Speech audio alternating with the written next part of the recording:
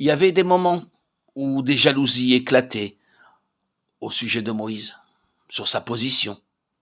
Est-ce seulement par Moïse que l'Éternel parle? N'est-ce pas aussi par nous? Livre des Nombres, chapitre 12, verset 2. Des jalousies, des rivalités, des querelles. À ce moment-là, la chose la plus désastreuse qui pouvait arriver aurait été pour Moïse de chercher à se justifier lui-même, de chercher à affirmer sa propre position, de se battre pour son propre ministère.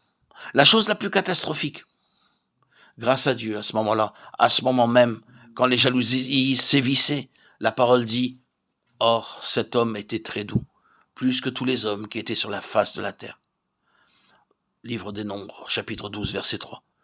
Il se tourna tout simplement vers l'Éternel et dit « Eh bien, Seigneur, si tu m'as placé dans cette œuvre, je ne l'ai pas choisi.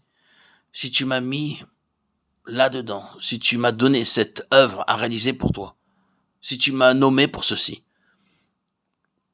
il t'appartient de voir si mon ministère est achevé.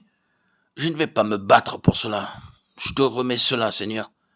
Tu prends uniquement la responsabilité pour ce que tu as fait, là où je suis concerné. » Et l'Éternel le fit.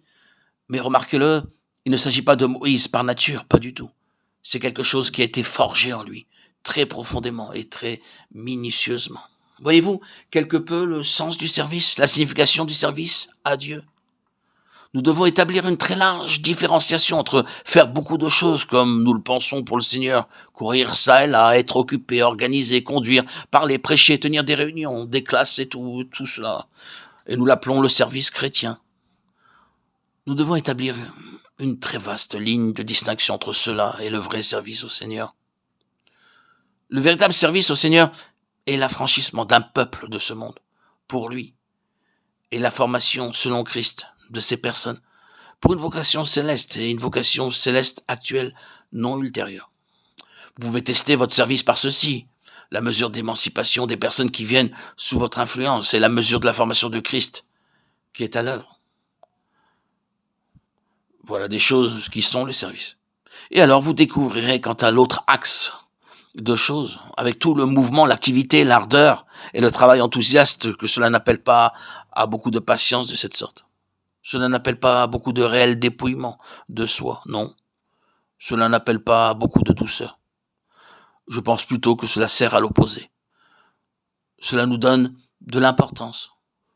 Cela nous rend orgueilleux. Cela nous rend plein d'autosuffisance. Cela nous rend sûrs de nous.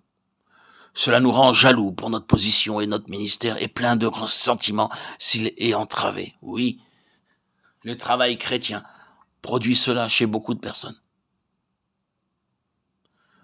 Le vrai service peut être testé par ces choses.